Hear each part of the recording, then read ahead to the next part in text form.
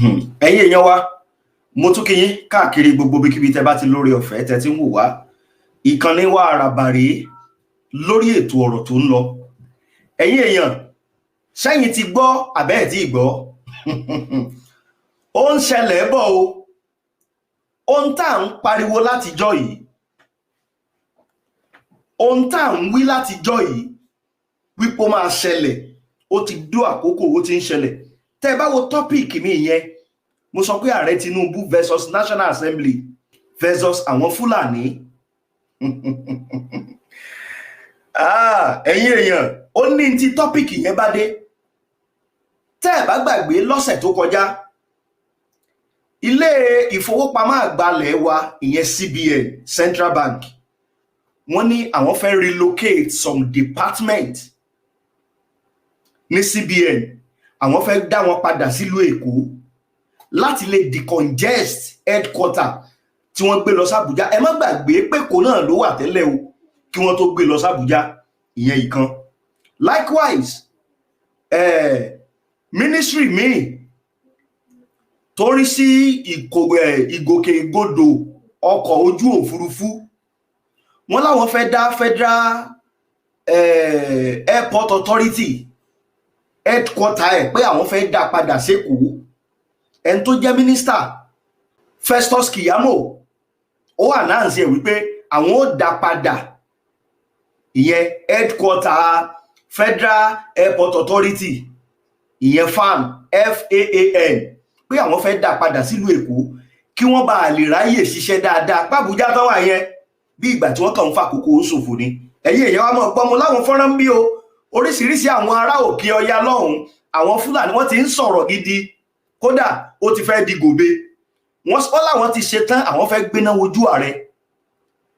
ẹni tó jẹ́ ìkan nínú àwọn sẹ́nétọ̀ ìyẹn àwọn sẹ́nétọ̀ tí wọ́n ń sojú òkè ọya lọ́hùn ìyẹn àwọn northern senator Kawu òun ló gbẹnu àwọn ìyókù ẹ̀ sọ̀rọ̀ wípé ìgbésẹ̀ tí wọ́n gbé yìí pé yóò dá nǹkan lẹ̀ o ìyẹn nìkan tó wá kọ́ ẹni tó tún wá jẹ́ secretary general fún àwọn northern consultative forum ìyẹn àwọn àjọ ọmọ òkè ọya náà lòun náà bá tún sọ̀rọ̀. ó ní ìgbésẹ̀ tíjọba àpapọ̀ fẹ́ gbé pé wọ́n fẹ́ dá àwọn department kan padà sílùú Èkó ní Central Bank àti wípé wọ́n ní wọ́n fẹ́ gbé FAAN headquarter wọn padà sílùú Èkó wípé pé wọ́n fẹ́ underdevelop northern party ni wípé bí ìgbà tí wọ́n mọ̀ọ́mọ̀ láti sọ nọ́ọ̀tì pé wọ́n fẹ́ sọ dẹdún arinlẹ̀ pé ìgbésẹ̀ tí ààrẹ Tinubu ń gbé nìyẹn o. ẹ wá máa bú ẹ̀yin èèyàn súnmọ́ bí o mo fẹ́ kẹ́ share ètò yìí ẹ rí wípé kókàn tiẹ̀ tó di pé election wáyé lọ́pọ̀lọpọ̀ àwọn amòye nínú àwọn ọmọ Yorùbá àti àwọn amòye ní Nàìjíríà náà tí ń wòye náà tí wọ́n pé pẹ̀lú bọ́rọ̀ Nàìjíríà ṣe ń lọ yìí ká máa dìbò dọ̀túnla mẹ́ta pé bí wọ́n bá ju ọ̀bẹ sókè ní gbagba ibi pẹlẹbẹ náà ní ìmọ̀ lélẹ̀. now ó níbi nǹkan tí mò ń lọ tá a bá ń sọ̀rọ̀ wípé Airport Authority wípé wọ́n fẹ́ dá padà sékòó ẹ já ọkọ̀ béèrè kan ibo ni wọ́n ti gbé lọ sílùú Àbújá. even Federal Capital Territory tá à ń sọ̀rọ̀ gan ibo ni wọ́n ti gbé lọ sílùú Àbújá. kí ló fà á tí wọ́n gbé lọ sílùú Àbújá? ẹ má gbàgbé ìgbà táàrẹ Muhammadu Buhari tó wà níjọba ẹ rí i pé gbogbo army formation headquarter wọn ní navy ní gbogbo ẹ má gbàgbé o pé kó ló wà tẹ́lẹ̀ o. wọ́n lo ọgbọ́n àlùmọ̀kọ́rọ́ yìí wọ́n ṣe kíni wọ́n gbé lọ sókè ọya. ṣùgbọ́n ẹni tó wá járe ń sìn ó wá wò pé òkè gbogbo nǹkan tí wọ́n kà kó lọ sàbújá tí wọ́n kó lọ sàbújá yìí gbogbo ẹ̀ ò lè wọ́ọ̀kì lábújá. wípé ẹni tó kà tí ẹ̀ jẹ́ ti àwọn Central Bank àwọn ní headquarter àwọn ti wà congested wípé káwọn èèyàn lè ráyè ṣiṣẹ́ wọn pẹ̀lú environment tó dáa pé they have to return some department ní CBN kì í ṣe gbogbo ẹ̀ o àwọn ẹ̀ka kan ni wọ́n fẹ́ gbé wá sékòó. àwọn ará òkè ọya wọ́n yarí o wọ́n ní kò sí ti jẹ́ bẹ́ẹ̀ o pé wọ́n fẹ́ sọ òkè ọya wọ́n fẹ́ sọ dẹdun arinlẹ̀ ní o. ẹ̀yin èèyàn ẹ súnmọ́ bí o tẹ́ ẹ̀ bá gbàgbé pàápàá jùlọ ẹ̀yin ẹ̀ tẹ́ ń tẹ̀lé wa kó tó di pé election 2022 wáyé ẹ mọ̀ pé oríṣiríṣi ètò la ṣe àti jókòó àti wo ọ̀rọ̀ Nàìjíríà bó ṣe ń lọ ẹ jẹ́ á sọ òótọ́ ọ̀rọ̀ kan fúnra wa tí ò lábùlà tí ò dẹ̀ ní kọ́nù ń kọ́ ọ̀nù ni wípé àwọn aráabí ẹ jẹ́ máa lo èdè yẹn àwọn aráabí àwọn gbàgbọ́ páwọn làwọn ní Nàìjíríà ìgbàgbọ́ wọn nìyẹn ẹ má gbàgbé ńgbà táwọn òyìnbó akónilẹ́rú ìyẹn àwọn colonial master ohun tí wọ́n sọ fún wọn ni wípé tẹ́ ẹ̀ bá ti lè di agbára mú kẹ́ ẹ hold on to power kò sí nǹkan kan fún yín Nàìjíríà o àwọn aráabí pẹ́jù yín lọ o ṣùgbọ́n tẹ́ ẹ bá ti di agbára mú ẹ̀yin lẹ wà lókè téńté now kó tó di pé ààrẹ Muhammadu ààrẹ Tinubu nígbà tí wọ́n ti ń ṣe campaign election lójú àwọn èèyàn ń gbà yẹn ó dà pé ọ̀pọ̀lọpọ̀ àwọn olóṣèlú kan wọ́n rí àwọn ọmọ Yorùbá bíi ọlọ́tẹ̀ wọ́n rí wọn bí ìgbà tó yẹ pé wọn ò mọ̀ọ́mọ̀ support ààrẹ Tinubu ibi tá ń lọ ibẹ̀ ládé yìí mo rántí oríṣiríṣi ọ̀rọ̀ táwọn èèyàn ń sọ ń gbà yẹn wípé kò sí dáadáa ohun tó dáa táàrẹ Tinubu lè nípò fẹ́ ṣe fún Nàìjíríà tí Nàìjíríà bá ṣì wà bó ṣe wà tó jẹ́ pé constitution tẹ́ ń lò náà ló ṣì ń wà ẹ gbàgbé kò sí nǹkan kan tó lè ṣiṣẹ́ ẹ má gbàgbé ńgbà táàrẹ Muhammadu Buhari tó fẹ́ dá University of Army sílẹ̀ ibo ló dá sí ti Navy gbogbo ẹ̀ ọ̀hún ló wà headquarter Air Force Army ní o gbogbo ẹ̀ ní o ibo ló wà ọ̀hún ló wà ẹ má gbàgbé and they are claiming they are running a federal system of government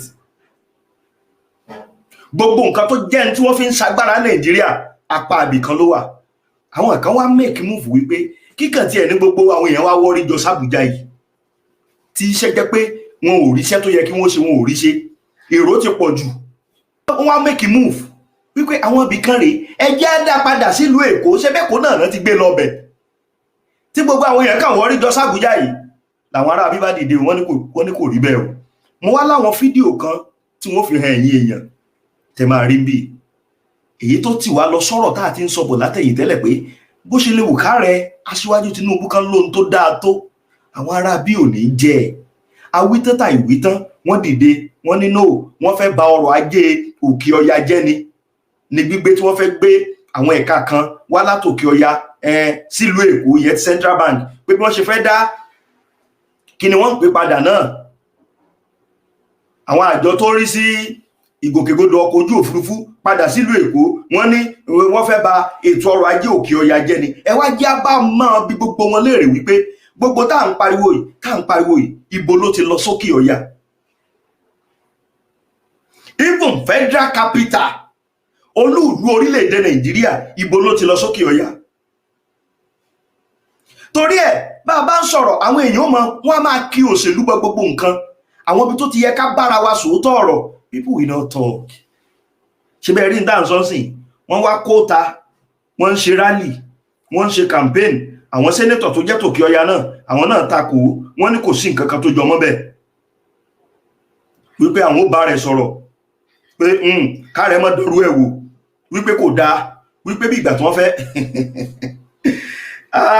ẹ wò ẹ jẹ́ kí n sáré fún yín ní àwọn nǹkan kan kí n tí mò ń sọ kó lè yé wa dáadáa yes ẹ já bẹ̀rẹ̀ láti bí ẹni tó jẹ́ secretary general fún àwọn àgbààgbà òkè ọya ẹ wá gbọ́n tó sọ ó sọ àwọn ọ̀rọ̀ kan kí làwọn tó sọ àwọn akọ̀ròyìn pé wọ́n bi léèrè àwọn ìbéèrè kan kí ló ń tó sọ ẹ̀yin èèyàn ó rè ẹ máa share ètò yìí ẹ bá ń pín lógúnlógún lọ́gbọ̀nlọ́gbọ̀n ẹ̀yin tẹ́ ẹ̀ṣẹ̀ ń darapọ̀ mọ́ wa fúngbà àkọ́kọ́ gbogbo ní pátápátá ni mo kí ẹ̀yin tó dà jẹ́ wípé ẹ̀yin fi ìkànnì wa ṣeré all the time ẹ̀ ń padà wá sórí ìkànnì wa láti wá máa wo àwọn ètò tá à ń ṣe mo mọ̀ dúpẹ́ lọ́wọ́ yín mo gbóṣùbà kárí fún yín torí tí ò bá sẹ́yìn kò sáwà o lágbára Ọlọ́run àní súra wa a sì ní tẹ́ lọ́wọ́ ara wa ẹ wá bá mi share ètò yìí kó ka àwọn èèyàn wa kó kàn wọ́n lára ètò yìí wà very very important torí tá a fẹ́ fà jáde ńbẹ̀ mo fẹ́ tú nǹkan lórí ètò yìí lónìí ẹ já bẹ̀rẹ̀ láti bí. Now, last week, the management of the Central Bank of Nigeria, CBN, announced plans to relocate some of its key departments from Abuja to Lagos. According to the CBN, the initiative aims to ensure compliance with building safety standards and enhance the efficient utilization of office spaces, with 1,533 staff moved to other CBN facilities within Abuja, Lagos, and understaffed branches. Following suit, the Minister of Aviation and Aerospace Development, Festus Keyamo, via a memo dated January 15, 2024, and signed by the Managing Director of FAAN, Olubumi Koko, ordered the relocation of the agency's headquarters from Abuja to Lagos. This has led to anxiety and outcry from many Nigerians and the Apex Northern Sociocultural Group, Arewa Consultative Forum, ACF. In a statement by its National Publicity Secretary, Professor Tukur Mohammed Baba, it described the plans as a ploy to further underdevelop northern Nigeria. Joining us this morning to discuss this is ACF National Publicity Secretary, the Professor Tukur Mohammed Baba. Good morning, sir. Good to have you. Thank you for joining us. Very good morning to you. Good to be with you today. All right. Professor Mohammed Baba, you had said that CBN's decision is against the interest of the northern and other parts of Nigeria. And we would like you to please expatiate on how and why you came to this conclusion. Well, the CBN, the recent decision by the CBN or its announcement is only one in a series of moves designed clearly to undermine, we think, the interests of the nation and especially the northern parts of the country. It's not a new one. It started long ago. Now, ṣé ń gbọ́rọ̀ tí bàbá yìí sọ o? Ṣé ń gbọ́ ohun tí bàbá yìí sọ o? Ó ní ìgbésẹ̀ tí Central Bank tí wọ́n gbé ó ló jẹ́ ìgbésẹ̀ kan láti lè ṣe kíni, láti lè undermine northern part. Now, ìbéèrè kan wà tá a béèrè lọ́wọ́ bàbá yìí ń sìn. Ṣé north nìkan ní Nigeria? Ẹ má gbàgbé mo sọ̀rọ̀ kan síwájú pé àwọn Arabi, they believe that Nigeria belongs to them. That's why tó fi jẹ́ wípé gbogbo nǹkan tó jọmọ́ ti Nigeria ibẹ̀ ló wà. Now, wọ́n wá make a move pé ẹjá ṣe àwọn àtúnṣe kan. Ẹgbọ́n tí bàbá yìí fi dáhùn ó ní wọ́n fẹ́ undermine. Ìyẹn ni wípé wọ́n fẹ́ ṣe kíni? Wọ́n ń gbìyànjú láti render òkè ọya useless in tí òun sọ ti ẹnìyẹn. Ẹjá tó tẹ̀síwájú, á gbọ́ síwájú díẹ̀ sí. Ẹ má bá ń ṣe ẹ̀. Clearly during the Obasanjo regime, when immediately he came to power, one of the first things he did was to start dismantling some of the headquarters. He moved the headquarters of the Shippers Council, Nigeria Ports Authority, NIMASA, Railways. He all shifted them back to Lagos. And we saw the recent announcement by the Central Bank as a continuation of a well-orchestrated plan to dismantle the headquarters of the federal capital as enshrined in the Constitution. And we think this is just one of many examples. As you have just observed, the Ministry of Aviation also announced the decision to relocate. Now, ẹ má gbọ́n tí bàbá yìí sọ. Ó ní it's like gbogbo ìgbésẹ̀ tí wọ́n ń gbé pé wọ́n fẹ́ dismantle federal capital. Now, ẹ wá bá mi bí wọ́n léèrè ìbéèrè kan tá a máa béèrè rèé o. Kó tó di pé federal capital wọ́n mú tí Babangida ó tó move ẹ̀ padà, kó tó move ẹ̀ lọ sílùú Àbújá. Ibo ni federal capital wà tẹ́lẹ̀? Ṣebí ìlú Èkó ló wà? Ṣebí ìlú Èkó ló wà? Ariwo owó ní Yorùbá pàǹgbà yẹn wípé àwọn ará bí ṣáyìn náà ti rí tá à ń sọ kó ṣẹlẹ̀. Ṣé eré lẹ́yìn sí nǹkan ṣẹ̀ṣẹ̀ fẹ́ bẹ̀rẹ̀ ni o, torí àwọn tó jẹ́ sẹ́nétọ̀ lókè ọya lọ́hùn, àwọn ti Fúlàní òkè ọya lọ́hùn, àwọn náà ti dìde. Ẹni tó jẹ́ agbẹnusọ wọn, sẹ́nétọ̀ Káwú, mò ń bọ̀, máa ka gbogbo tó náà tó ṣe kíni tó sọ. Ẹ mọ̀ wípé ó ṣẹ̀ṣẹ̀ fẹ́ bẹ̀rẹ̀ ni. Ó ṣẹ̀ṣẹ̀ fẹ́ bẹ̀rẹ̀ ni. This is what we are saying. Kò sí president tó lè jẹ́. Kò sí bó ṣe lè sọ wípé ó ní nǹkan tó dáa tó lọ́kàn tó fẹ́ ṣe. Àwọn nǹkan wà immediately tó bá ti bẹ̀rẹ̀ sí ní gbégbèsè yẹn báyìí, they see you as their enemy. Now, ọ̀rọ̀ yẹn ò tó wá tó síbẹ̀. Wọ́n tó wá pèdè kan. Wọ́n ní bọ́jẹ̀tì 2024 tí wọ́n ṣe wípé bọ́jẹ̀tì yẹn bí wọ́n ṣe pín owó sí àwọn regional kọ̀ọ̀kan gangan wípé ó wà lopsided, wípé owó tí wọ́n pín pé wọ́n fẹ́ fi carry out some project wọ́n ní tí wọ́n pín sí south west ń bì pé ó pọ̀ ju ti north lọ. Ẹ̀rí tó ń ṣẹlẹ̀ tá a bá sọ pé a kàn fagídí wọ́n fagídí kó wa pọ̀, wọ́n fagídí ṣe kinní kan, ó máa ń dàbí ìgbà tó yẹ pé bóyá à ń sọ̀sọkúsọ. Kì í ṣe sọkúsọ, òótọ́ ọ̀rọ̀ tó wà obvious ni for everybody. Ẹ̀yin náà wò Nàìjíríà ń sìn, ṣé north nìkan ní Nàìjíríà? Tó bá jẹ́ pé wọ́n fẹ́ ṣe everything bó ṣe yẹ kó rí ni, èmi ní gbogbo àwọn ministry headquarters yìí ó yẹ kí wọ́n pín sí àwọn ìpínlẹ̀ kọ̀ọ̀kan ni, kò yẹ kí wọ́n kórí ẹjọ́ síbì kan. But ẹ wò systematically pẹ̀lú ọgbọ́n ẹ̀wé wọ́n dẹ̀ ṣe kí ni, wọ́n dẹ̀ kó gbogbo ẹ̀, wọ́n dẹ̀ kó lọ sókè ọ̀yà. Ààrẹ ló ń fẹ́ move àwọn nǹkan back ní wàhálà dé báyìí o, kò dẹ̀ tí ìṣẹ̀lẹ̀ o, ó ṣẹ̀ṣẹ̀ fẹ́ bẹ̀rẹ̀ ni o. Tẹ́ ẹ bá gbàgbé lọ́sẹ̀ tó kọjá yẹn náà làwọn nǹkan náà dìde náà ní ìjọba Tinubu get, and this is what we have been saying. Ohun táwa ti foresee ni, ẹni tó bá kì í ṣe pé èèyàn ríran àbí pé èèyàn ṣe kinní kan, ẹni tó bá jókòó tó bá study politics Nàìjíríà, tó bá study bí nǹkan ṣe lọ Nàìjíríà, you will be able to tell pé nǹkan báyìí ló máa ṣẹlẹ̀. Gbogbo kinní dẹ̀ làwọn dẹ̀ ti foresee tá a ti ń sọ sẹ́yìn. Mo sì ń bọ̀, ẹja tó gbọ́ síwájú díẹ̀ sí. The headquarters of FAN, Federal Airports Authority.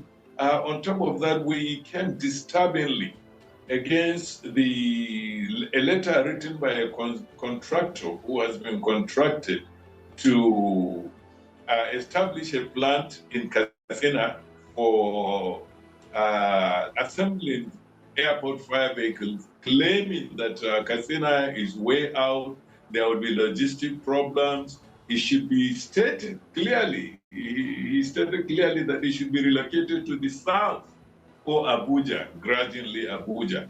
I mean, it doesn't make sense. When a contractor wins a contract, we assume that the contractor bid for that contract based on its scope.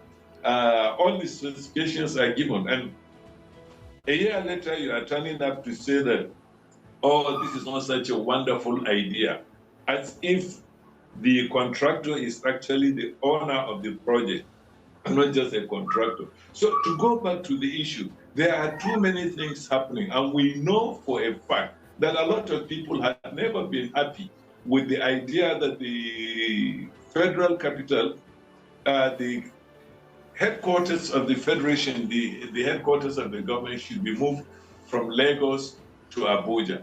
And the reasons for such a movement long ago are still very valid, if not more so. So we look at it as just a continuation, a deliberate attempt to slowly chip away at the power of the federal capital. And what a better way of doing it by removing all the financial assets. And then, of course, there is the so-called blue economy. You are moving everything to Lagos gradually. And on top of that, we read all over the news that there are plans to pump money to renovate Northern Barracks, the former seat of government.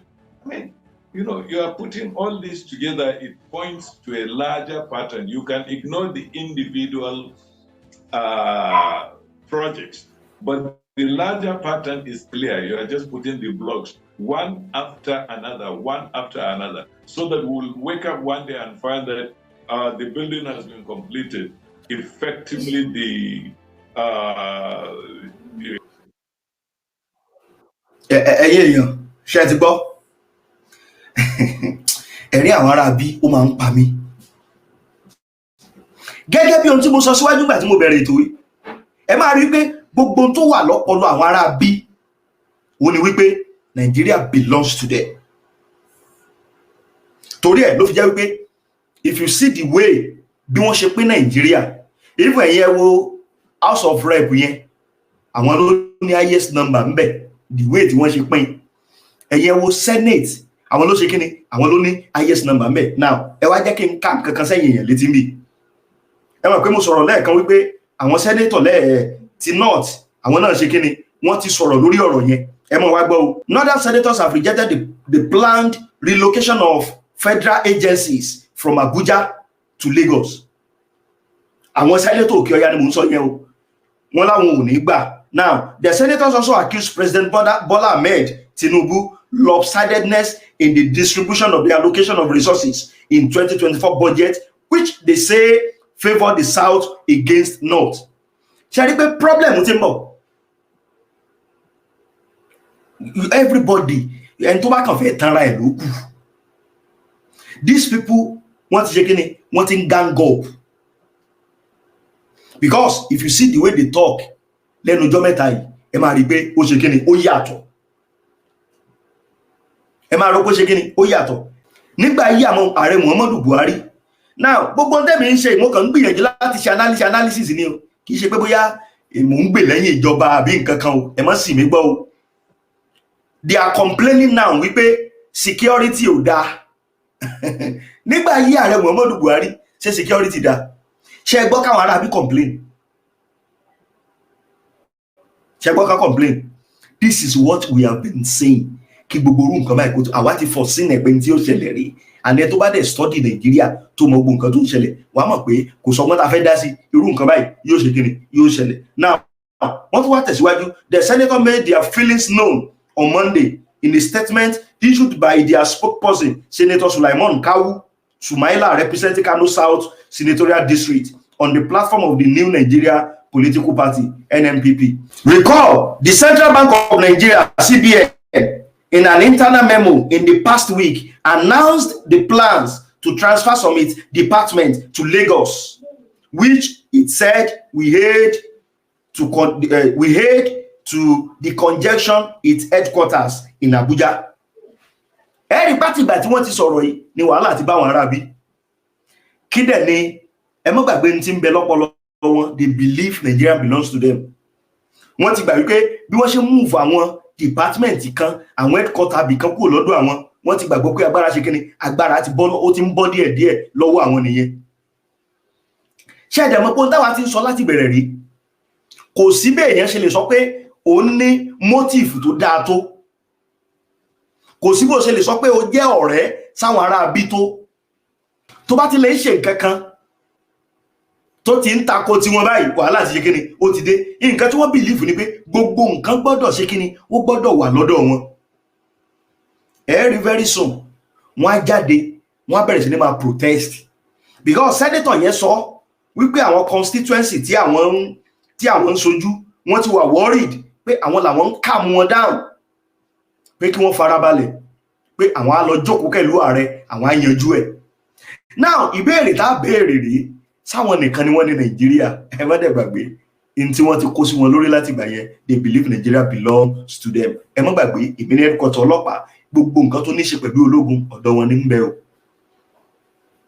Àbíbo ló wà? Torí ẹ jẹ́ á lajú, àwọn ibi tó ti yẹ ká lajú bí ọmọ Yorùbá, ẹ jẹ́ á lajú, ẹ má jẹ́ á máa kí òṣèlú bọ̀ nǹkan kan. Ẹ jẹ́ á face reality. Let's face the reality. Nígbà ayé Buhari, Ààrẹ Buhari, ṣe bí ìlú yìí ni gbogbo wa jọ wà. Out of gbogbo ministers tí Buhari ní, ọmọ ẹ̀yà mélòó ló wà ńbẹ̀? Now, ó ń ṣẹlẹ̀ ń sìn, àwọn ń pariwo. Despite pé Tinubu kẹ̀tẹ̀ ó ṣe pín, ṣe gbìyànjú láti kíni, láti balance bí wọ́n ṣe yan àwọn ministers yẹn, but they are still telling ààrẹ wípé in tí ààrẹ ṣe ò táwọn lọ́rùn, pé àwọn èèyàn rẹ̀ nìkan ló kó sí. Wọ́n ti wá ń feel intimidated wípé agbára ti ń ṣe kíni, ó ti ń lọ kúrò díẹ̀ lọ́ndà àwọn. Ṣé tá à ń sọ ó ń ṣẹlẹ̀ bẹ́ẹ̀ àbí ò ṣẹlẹ̀? Àdẹ̀ tí rí nǹkan kan o, àti ṣe kíni, àti rí nǹkan kan. Ẹ jẹ́ n tún mú díẹ̀ wá fún yín. Ẹ̀yin èèyàn ẹ máa share fídíò yìí, ẹ máa kọ́mẹ̀ntì. Mo fẹ́ kọ́mẹ̀ntì ẹ̀yin èèyàn lórí nǹkan tá à ń sọ yìí. Now, similarly, the Minister of Aviation and Aerospace Development, Festus Keyamo, ordered the relocation of the Federal Airport Authority of Nigeria, FAN, headquarters from Abuja to Lagos. Nothing that they will better serve the country, but the lawmaker under the aegis of Northern Senators, Vorum, said the relocation was unnecessary, while urging their constituents to remain patient as they will engage the executive amicably resolution. Ẹ ti gbọ́? Wọ́n làwọn ń bẹ àwọn èèyàn wọn wípé wọn ò bá ti fọ́n gbòòrò, wọn ò bá ti ṣe kíni, wọn ò bá ti fọ́n sí gbòòrò pé kí wọ́n mọ̀ protest yìí pé bí wọ́n ṣe fẹ́ gbé àwọn department central bank kan wá sílùú Èkó páwọn ò ní gbà, pé bí wọ́n ṣe fẹ́ gbé fan headquarter wá sílùú Èkó páwọn ò ní gbà. Ṣebí wọ́n Nàìjíríà ni àbí Nàìjíríà ní operate federal system of government. Now ó ṣe wá jẹ́ Àbújá nìkan ní gbogbo ẹjọ́ wà, pọ̀ mú mọ̀ pé tẹ́ bá dá Amẹ́ríkà pẹ̀lú gbogbo àwọn nǹkan tá ń kà, ibì kan kọ́ ni gbogbo ẹ̀ wà, wọ́n pín gbogbo àwọn kinní yẹn sí gbogbo ibi tó yẹ kó wà ní. Ẹ̀yin tẹ́ wà lọ́n tí ń bá ń parọ́ ẹ mọ̀ já mi. Ṣó ń bọ̀, ó sì ṣẹ̀ṣẹ̀ ń kalẹ̀kùn bọ̀ ní òkú tí ìṣẹ̀lẹ̀ o. Ẹ máa rí ní tí ó mọ̀ ṣẹlẹ̀ very soon. You will see. Ẹ mọ̀ jẹ́ kinní kan yé gbogbo wa, àwọn Arábí wọ́n ní plan wọn. Àwọn Arábí ṣe kíni, wọ́n ní plan wọn, wọ́n mọ̀ tí wọ́n fẹ́ ṣe. Ìgbà tí wọ́n mú federal capital tí wọ́n mú fẹ́ kúrò l'Ékòó, àwọn wo ló plan wọn? Àwọn wo ló plan? Kí ni reason behind? Gradually wọ́n dẹ̀ ṣe kíni, wọ́n gbé lọ, ó débẹ̀. Gbogbo headquarter, gbogbo tó ní ṣe pẹ̀lú agbára, ó dẹ̀ ṣe kíni, ó lọ síbẹ̀ yẹn. Wọ́n wá lọ́kàn tí move nǹkan kan o, torí nǹkan sì fẹ́ move lọ́dọ̀ tèmi, wọ́n tí move nǹkan kan o. Wọ́n wá ní wọ́n fẹ́ bí ìgbà tí wọ́n fẹ́ render north, wọ́n fẹ́ render wọn useless. Ẹ̀yẹ èèyàn ẹ gbọ́ ṣe bẹ́ẹ̀ ni. Ṣé ń tà ń wí tó ti fẹ́ máa ṣẹlẹ̀ bí ó ti ṣẹlẹ̀, ó sì ń kanlẹ̀kùn ni, mẹ́wàá sì máa ṣẹlẹ̀. Ẹja gbọ́rọ̀ bàbá yìí kí ẹja gbọ́ síwájú kẹ gbọ́ àwọn nǹkan tó tún sọ kẹ lè mọ̀ wípé ẹ bá sọ pé Nàìjíríà. Did these people believe Nigeria belongs to them?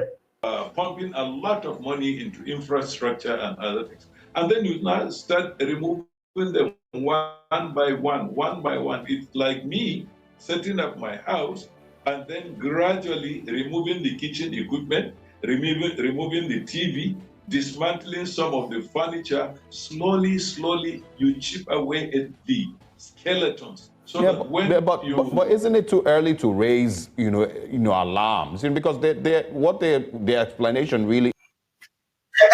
Ẹgbọ́n tí bàbá yìí sọ, ẹgbọ́n tó sọ, ó ní bí wọ́n ṣe ń gbìyànjú láti máa gbé àwọn department kan wá yẹn, ó ní ó dàbí ìgbà téèyàn kọ́lé tó wá ń yọ gbogbo àwọn èròjà inú ilé yẹn lẹ́yọ kọ̀ọ̀kan, tó yọ lẹ́yọ kọ̀ọ̀kan. Ẹ tún wá bí wọ́n léèrè. Ṣé ìgbà tí federal capital ń bẹ l'Ékòó, ṣé ọ̀sán kan òru kan ni wọ́n gbé? Ok, wọn ò túlé wọn gbà tó wà l'Ékòó. Àwọn èèyàn ọmọ fọ́ ní o. Wọ́n dá lérú ń gbà yẹn. Ìsìn tí wọ́n ṣe wá fẹ́ mọ́ dá nǹkan padà tí wọ́n fẹ́ tó bó ṣe yẹ kó wà, ìgbà yẹn náà ṣe ń dá lérú. We told you. Àwa mọ̀ pé gbogbo kíní máa ṣẹlẹ̀. Torí ẹ̀ làwa fi ń sọ ń gbà yẹn wípé kò sí bẹ́yẹn ṣe lè sọ pé ó dáa tó. We want to tún Nàìjíríà ṣe, onínúure, onítìbí, pẹ̀lú àwọn people yìí. There is nothing you can achieve. Gbogbo ń tọ́lọ̀ fún wọn ni wọ́n fi takù ọ̀, ni wọ́n fi ní jẹ́ kó rí ṣe. Ṣé bá rẹ̀ ló ń délẹ̀ yìí? That's what I'm talking about. Gbogbo ọmọ Yorùbá, let's come together. Ká gbára wa lọ́wọ́ àwọn amúnisìn. Ṣé bí ìdáhùn sọ ní ìṣẹ̀lẹ̀ yìí? Ẹja tó gbọ́ díẹ̀ sí jàre. Ẹja gbọ́ díẹ̀ sí. Is that there are buildings that the CBN has in Lagos that are underutilized, and they're really just trying to move some departments there. It's not like they're moving the entire structure of the CBN and the Federal Airports Authority of Nigeria to Lagos.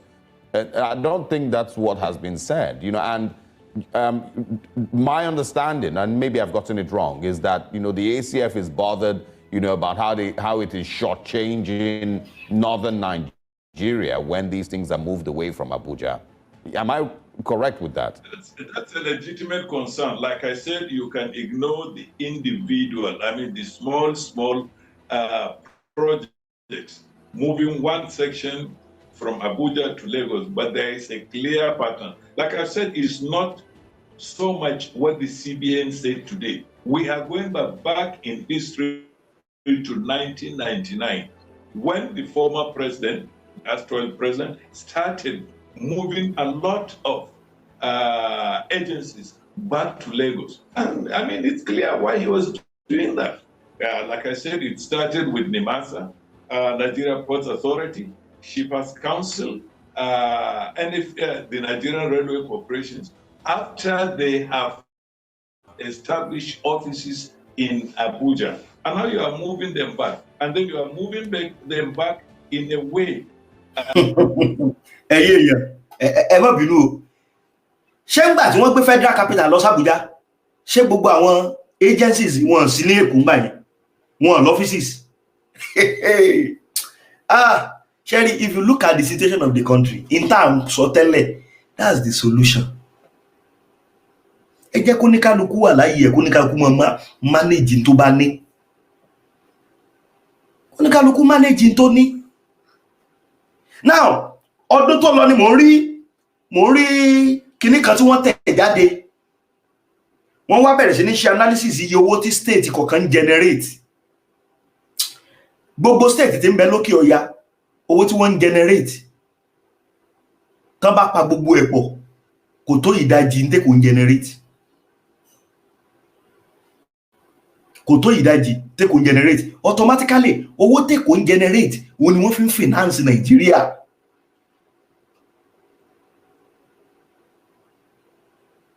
Àwọn ìpínlẹ̀ tí ò ní nǹkan kan wọ́n á tún wá kó gbogbo owó tí wọ́n rí l'Èkó, wọ́n lọ mọ́ kó fún wọn. Àwọn tí wọ́n rí nǹkan kan contribute in the name of pé à ń ṣe wọ́n Nigeria. Ṣé bẹ́ẹ̀ tún rí tó ṣẹlẹ̀ recently ìlú Èkó nígbà táwọn kan tí wọ́n gba ìwé ọmọ onílùú, wọn ìdẹ́ sọmọ Èkó, wọ́n dẹ̀ lọ fi wọ sí army. Now àwọn tó wá jọmọ Èkó gangan right tí wọ́n làwọn tó wá fọgbọ́n àlùmọ̀kọ́rọ́ yín gbà yẹn o. Ṣé ìgbàgbé right tí wọ́n tó yẹ káwọn ọmọ Èkó lò òun làwọn ọmọ Sókótó, làwọn ọmọ Kánò, làwọn ọmọ gbogbo wọn ní wọn Kaduna ni wọ́n wá ń lò, and they will be claiming they are from Lagos.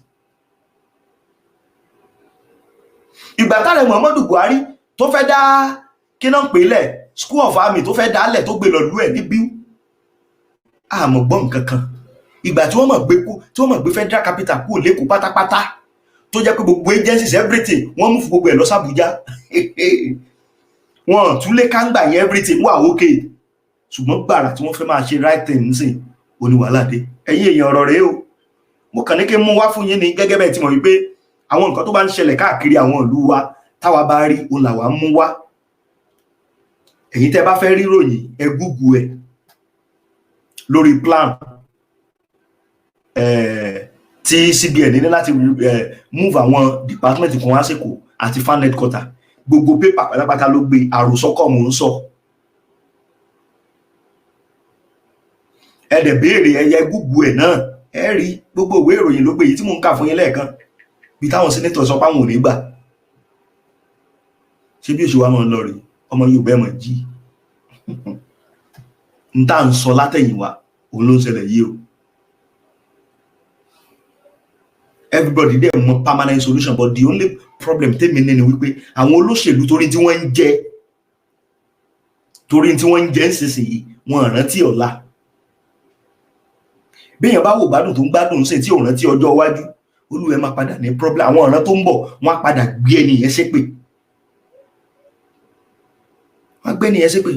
Ẹ wo gbogbo tó ń ṣẹlẹ̀, gbogbo ilé iṣẹ́ pátápátá lẹ̀ yóò ti gbogbo ẹ̀ tí ó ti wọgbó àtú tán.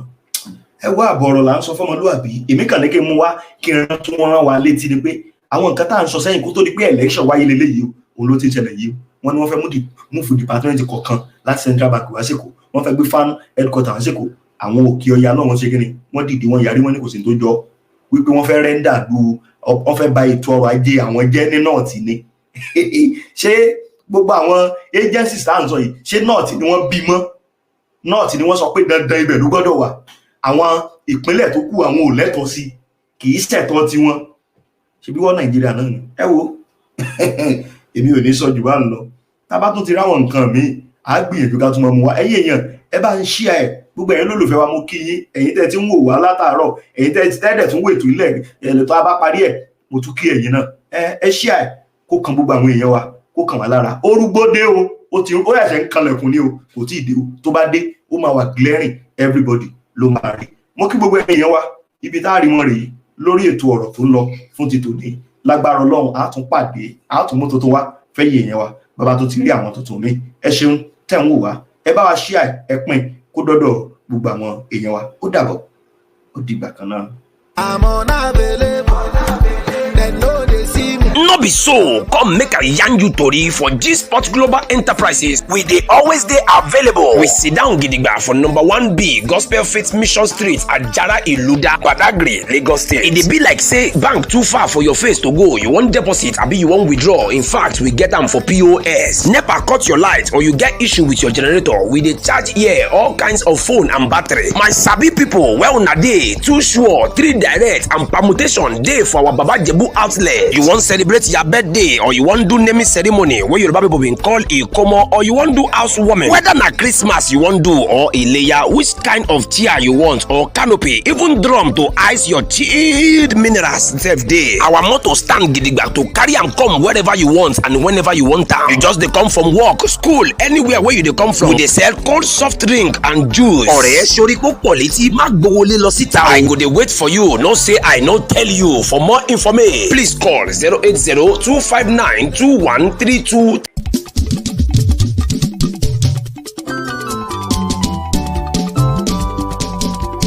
Araba tẹlifíṣàn ni yó, online TV tàráyé ń gbọ́. Araba tẹlifíṣàn ni yó, online TV táwọn ayé ń wò. Ẹ̀tún gbẹ̀kẹ̀ ń gbọ́. Araba tẹlifíṣàn ni yó, wọ́n gbọ́ káàkiri. Online TV tàráyé ń gbọ́. Araba tẹlifíṣàn ni yó. Online TV àwọn ayé ń wò. Àní bó jẹ́ ti ká pèdé àsìkò, bó jẹ́ ti ká kàròyìn bó ṣe lọ o káàkiri àgbáyé. Ọ̀gá ni wọ́n o láwùjọ sọ̀rọ̀sọ̀rọ̀ kíkẹ́ olóbùrò kójọ́ tẹ́ yẹ́kẹ́yẹ́. Àní nílùú London wọ́n ń gbọ́ wa. Àní l'Amẹ́ríkà o wọ́n ń gbọ́ wa. Ní gbogbo Yúróòpù pátá wọ́n ń gbọ́ wa. Ọmọ Yorùbá ní diaspora wọ́n ń gbọ́ wa.